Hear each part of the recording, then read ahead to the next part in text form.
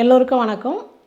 மலரம்மா சமையல் சேனலில் இன்றைக்கி என்ன வீடியோன்னு பார்த்தீங்கன்னா, காலையிலேருந்து கொஞ்சம் தோட்ட வேலைலாம் போயிட்டுதுங்க. செடி வைக்கிறது, அது மண் கொஞ்சம் எருவெல்லாம் கலந்து மாட்டு சாணம்லாம் போட்டிருந்ததால் கொஞ்சம் லேட் ஆகிடுச்சு. அதனால் டக்குன்னு சிம்பிளாக ஒரு முட்டை போட்டு ஒரு ரைஸ் பண்ணலாம், சூப்பராக இருக்கும் இந்த மாதிரி செஞ்சா அப்படின்னு சொல்லிட்டு, பையம்மா ரொம்ப நாள் ஆச்சு நீங்கள் முட்டை சாதம் செஞ்சு கொடுங்க அப்படின்னு கேட்டால், அதனால் சாதம் வெடிச்சிட்டு உடனே செஞ்சிடலாம் அப்படின்றதுனால சாதம் வெடிச்சிட்டேன். சாப்பாடு சூடாக ஆறட்டும். நான் இந்த சாப்பாட்டுக்கு ஒரு 5 முட்டை எடுத்து வச்சுருக்கிறேன். ஒரு 3 பெரிய வெங்காயம் பொடியாக கட் பண்ணி எடுத்துக்கிட்டேன். இப்போ ஸ்டவ் பற்ற வச்சுட்டு கடாயை வச்சுட்டேன். இப்போ எண்ணெய் தேவையான அளவுக்கு சேர்த்துக்கலாம். முட்டை சாதத்துக்கு நான் 3 பேருக்கு செய்கிறேன். எண்ணெய் நல்லா காஞ்சிடுச்சு. இப்போ வெங்காயம் சேர்த்துக்கலாம். 3 வெங்காயம் எடுத்து நான் ரொம்ப பொடியாக கட் பண்ணி எடுத்துக்கிட்டேன். முட்டை சாதத்துக்கெலாம் பொடியாக இருந்தால் தான் நல்லாயிருக்கும். இப்போ இந்த வெங்காயத்தை சேர்த்துக்கலாம். ரொம்ப வதங்கலனால நல்லா இருக்காதுல்ல, ரொம்ப கலர் மாதிரியும் வரக்கூடாது. இந்த கண்ணாடி மாதிரின்னு சொல்லுவாங்க பாரு, அந்த மாதிரி வரணும். இந்த வெங்காயத்துக்கு கொஞ்சமாக உப்பு சேர்த்துக்கலாம்.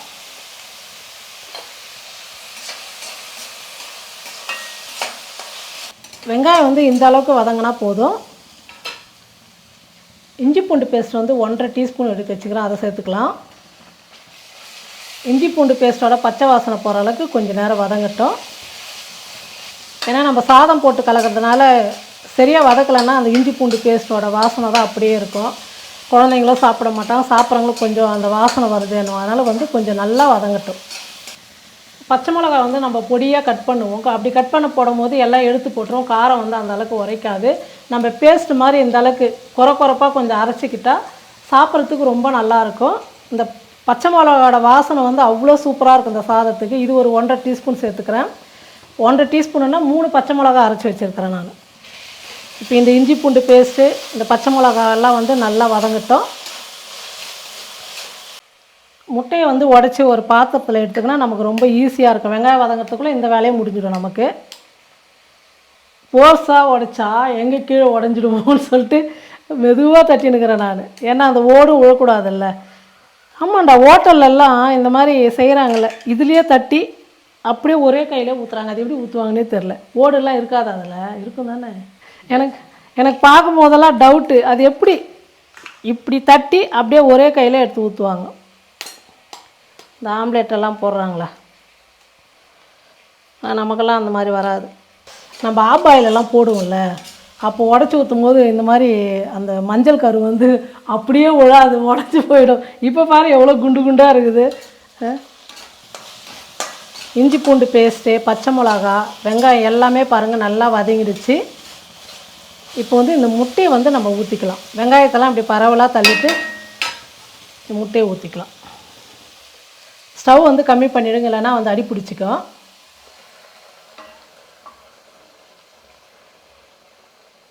அதே மாதிரி முட்டை ஊற்றின உடனே நம்ம கரண்டியில் கலக்கக்கூடாது. அப்படி கலக்கும் போது என்ன ஆகும், ரொம்ப பொடியாகிடும், அடி பிடிச்சிக்கும்.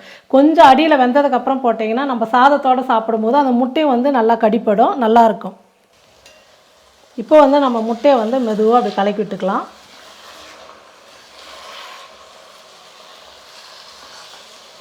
அவசரப்படக்கூடாதுடா, பொறுமையாக செஞ்சால் தான் சாப்பிட்றதுக்கு மட்டும் டேஸ்ட்டாக வேணுன்றல, அந்தளவுக்கு பொறுமையாக செஞ்சால் தான் நல்லா வரும்.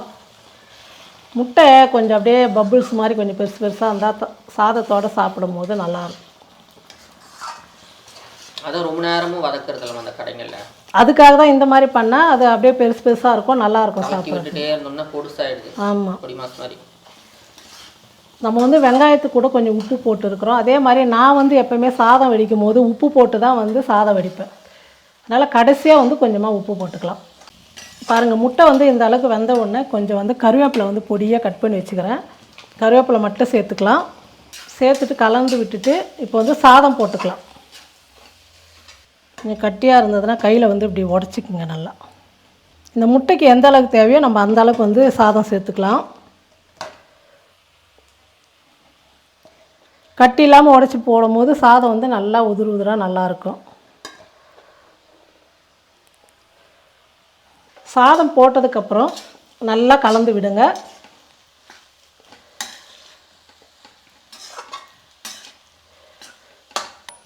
இப்போ ஸ்டவ் கொஞ்சம் அதிகப்படுத்திக்கலாம், கொஞ்சம் நேரம் சூடு ஏறத்துக்காக. அதுக்கப்புறம் மறுபடியும் நம்ம கம்மி பண்ணிடணும்.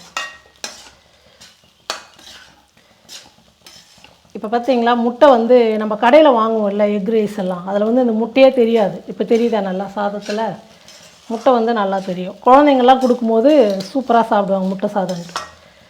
இப்போ நல்லா கலந்து கொடுத்துட்டேன். இப்போ தான் நம்ம முக்கியமான மசாலாலாம் போட போகிறோம். கொஞ்சமாக ஒரு சிட்டிக்கு வந்து மஞ்சள் தூள், ஏன்னா இந்த முட்டையோட வாசனை வரக்கூடாது இல்லையா, அதனால் அரை டீஸ்பூனுக்கும் கம்மியாக வந்து மிளகாத்தூள் சேர்த்துக்கிறேன். ஏன்னா நம்ம பச்சை 1/4 டீஸ்பூன் தான் இருக்கும். பச்சை மிளகா சேர்த்துருக்கிறதுனால இந்த அளவுக்கு போதும்.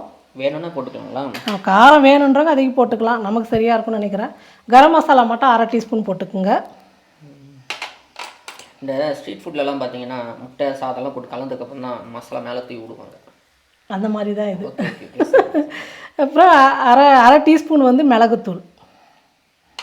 இதெல்லாம் சேர்த்து கொஞ்ச நேரம் வந்து நல்லா வதங்கட்டும். ஏன்னா அந்த மிளகாத்தூளோட வாசனைலாம் போனோம்ல.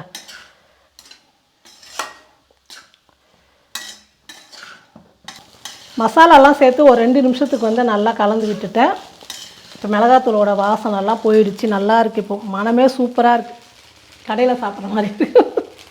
நான் வந்து சாதத்தோட உப்பு போட்டு வெடிப்பேன்னு சொன்னேன். இருந்தாலும் வந்து உப்பு கம்மியாக இருக்குது சாப்பிட்டு பார்த்தேன் நான். அதனால் கொஞ்சமாக உப்பு சேர்த்துக்கிறேன். நீங்கள் சாதத்தில் உப்பு போடலன்னா நீங்கள் தேவையான அளவுக்கு உப்பு சேர்த்துக்குங்க. உப்பு சேர்த்து கலந்து விட்டுட்டு முட்டை சாதம் வந்து ரெடி ஆகிடுச்சு. இப்படியும் சாப்பிட்லாம், ரொம்ப சூப்பராக இருக்கும். ஆனால் சோயா சாஸ் வந்து கொஞ்சம் நீங்கள் கலந்துக்கிட்டிங்கன்னா டேஸ்ட் வந்து ரொம்ப சூப்பராக இருக்கும். நீங்கள் வந்து இந்த ரெஸ்டாரண்ட்லாம் போய் சாப்பிடுவீங்களா, அந்த மாதிரி ஒரு டேஸ்ட்டு கொடுக்கும். சும்மா கொஞ்சமாக ஒரு 1/4 டீஸ்பூன் சேர்த்துக்கிட்டால் போதும். இதை சேர்த்ததுக்கப்புறம் நல்லா கலந்து விட்டுடலாம். சோயா சாஸ் பிடிக்கலன்னா அதை ஸ்கிப் பண்ணிடலாமா? ஆமாம், அது வேணான்னா விட்டுடலாம். ஆனால் அது சேர்த்தா நம்ம கொஞ்சம் டிஃப்ரெண்ட்டாக டேஸ்ட் இருக்கும். நமக்கு ஹோட்டலில் சாப்பிட்ற மாதிரி இருக்கும். இது வந்து ஒரு இடத்துல நாம தான் போய் ஹோட்டலில் சாப்பிட்டோம்டா, வெளியே தான் செஞ்சாங்க. அவங்க வந்து கேட்டு தான் பண்ணாங்க, உங்களுக்கு இது வேணுமான்னு. பரவாயில்ல, நம்ம இது வரைக்கும் சாப்பிடல இல்லையா, சாப்பிட்டு பார்க்கலான்னு கொஞ்சம் போட்டு கொடுத்தாங்க. ஆனால் சூப்பராக இருந்தது, டேஸ்ட் அவ்வளோ நல்லா இருந்தது. இது அளவுக்கு அதிகமாக சேர்த்தாங்க, எனக்கு பிடிக்காதுமா. அப்படியா? இது நம்ம இதில் சேர்ப்போம்ல ஏதாவது ஒரு ரெசிபியில். ஆமாம் ஆமாம், எனக்கு கூட கோபி மஞ்சள் எல்லாம் செய்வோம்ல, கோபி மஞ்சள் அப்போ அதிகமாகிடுச்சுன்னா ஒரு மாதிரியாக இருக்கும். ஆமாம், கொஞ்சம் லைட்டாக சும்மா கொஞ்சமாக அந்த சுவைக்காக தான் அது சேர்க்கறது, வேறு ஒன்றும் இல்லை, டேஸ்ட்டுக்காக. நல்லா இருக்குமா பார்க்க? கலரும் பாருங்கள், கொஞ்சம் அது ஊற்றுனதுனால மாறி இருக்கும். ஆனால் சாப்பிட்றதுக்கு ரொம்ப சூப்பராக இருக்கும். கடைசியாக இறக்குறப்பெல்லாம் நல்லா ஃபுல் ஹை ஃப்ளேமில் வச்சுட்டு பண்ணோம்னா சுட சுட சாப்பிடலாம். ஆமாம், இப்போது கொஞ்ச நேரம் வந்து நான் வந்து ஸ்டவ் வந்து ஃபுல்லாக தான் வச்சுருக்கிறேன். இப்போ கடைசியாக வந்து பொடியாக நறுக்கிக்கிட்ட கொத்தமல்லி வந்து சேர்த்துக்கலாம். சேர்த்துட்டு ஸ்டவ் ஆஃப் பண்ணிவிட்டு கலந்து விட்டுட்டு தட்டில் வச்சு கொடுத்தோன்னு வச்சுங்க, ஆளுக்கு ஒரு பிளேட் சாப்பிடுவாங்க. ஆனால் பாருங்கள், இது எவ்வளோ நேரம் ஆச்சு. சாதம் வச்சுட்டு நான் மேலே போயிட்டு மாடியில் போய் தண்ணி ஊற்றிட்டு செடிங்கெல்லாம் கொஞ்சம் மாற்றி வச்சுட்டு வந்தேன். வந்துட்டு விசில் வந்துடுச்சு, இறக்கி வச்சுட்டு இப்போ இதை சாதம் ஆற வச்சுட்டு நான் ரெடி ஆகிட்டு இது செய்யறதுக்குள்ளே சீக்கிரமாக ஒரு 10 நிமிஷம் கூட அவ்வளோ செய்யறதுக்கு. நம்ம வீட்டில் என்ன இருக்கோ அதை வச்சு திடீர்னு வேலை இருக்கும்போது இந்த மாதிரி செஞ்சுட்டா ஈஸியாகிடும். குழம்பெல்லாம் செய்யணுன்னா கொஞ்சம் லேட் ஆகும் இல்லைங்களா, அதனால தான் இந்த மாதிரி பண்ணிட்டோம். இப்போ யாருக்கு கொடுக்கணும்? ஃபஸ்ட்டு உனக்கு தான் கொடுக்கணும்டா. ஆவி பறக்க முட்டை சாதம் கலர்ஃபுல்லாக. எனக்கு முட்டை சாதம் வந்து இந்த மாதிரி கலர்ஃபுல்லாக இருந்தால் தான் பிடிக்கும். நிறைய மசாலா சேர்த்து அப்படிதான். நாம் வந்து வெறும் பச்சை மிளகா வெங்காயம் மட்டும் போட்டு செய்வோம்ல, அது வந்து கொஞ்சம் இதுவாக தான் இருக்கும். இந்த மாதிரி எல்லாம் மசாலாலாம் போட்டு செஞ்சால் சூப்பராக இருக்கும். இப்போ வந்து அப்பு தான் சாப்பிட்டு பார்த்துட்டு டேஸ்ட்டு சொல்ல போகிறோம். கொதிக்குது.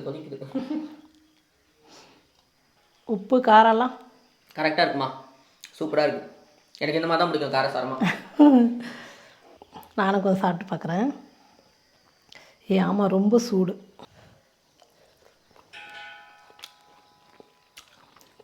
எல்லாமே கரெக்டாக இருக்குது.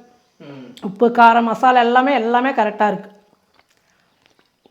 நீங்களும் உங்கள் வீட்டில் வந்து இந்த மாதிரி திடீர்னு எதுவுமே இல்லை, சாதம் மட்டும் வெடிச்சிட்டு முட்டை இருந்தால் ஒரு வெங்காயம் போட்டு இந்த மாதிரி ஒரு எக் ரைஸ் செஞ்சு கொடுங்க. எல்லோரும் விரும்பி சாப்பிடுவாங்க. செஞ்சு பார்த்துட்டு எப்படி இருக்குன்னு சொல்லிட்டு மறக்காமல் கமெண்ட் பண்ணுங்கள், ஷேர் பண்ணுங்கள். இது செஞ்சதுக்கப்புறம் பார்த்தீங்கன்னா உங்களுடைய ஃபேவரட் எக் ரைஸ் எதுன்னு கேட்டிங்கன்னா வீட்டில் செய்கிற எக் ரைஸ் தான் சொல்லுவீங்க. ஆமாம், எக் ரைஸ்லாம் யாரும் சொல்ல மாட்டீங்க. இனிமேல் வந்து இப்படி தான் செய்யணும் அப்படின்னு சொல்லிட்டு அடிக்கடிக்கு வந்து நீங்கள் கண்டிப்பாக செய்வீங்க. அவ்வளோ டேஸ்ட்டாக அவ்வளோ சூப்பராக இருக்குது. கண்டிப்பாக ட்ரை பண்ணி பாருங்கள். நீங்களும் செஞ்சு பார்த்துட்டு எப்படி இருக்குன்னு சொல்லிட்டு மறக்காமல் கமெண்ட் பண்ணுங்கள், ஷேர் பண்ணுங்கள். பாய், நன்றி. இதை முடிச்சுட்டு எங்களுக்கு இன்னும் கொஞ்சம் வேலை இருக்குது. மணி பிளான்ட் எல்லாம் கொடியெல்லாம் கட்டணும். அடுத்த வீடியோ பார்க்கலாம்.